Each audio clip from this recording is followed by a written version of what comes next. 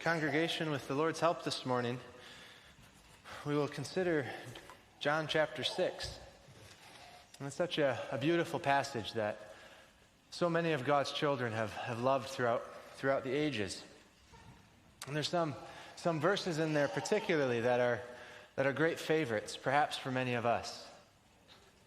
But if you just look at the passage that we read as a whole, if you follow the story that's told, because there is a story that's told as Jesus has a conversation with the Jews, I wonder what your initial thoughts are when you read that story.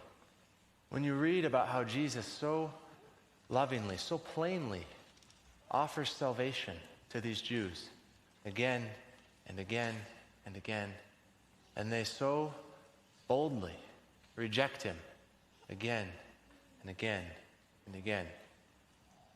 One of the verses that came to mind as I was reading this was from Isaiah 53, verse 3. He is despised and rejected of men, a man of sorrows and acquainted with grief, and we hid, as it were, our faces from him.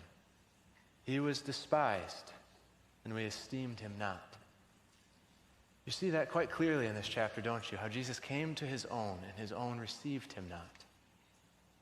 But you also see such a beautiful response as the chapter continues. And the response is really God's sovereignty.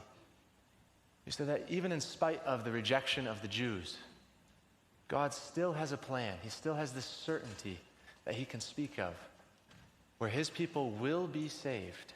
If you look at verses like 37 and 38 and 45 and 46, several others.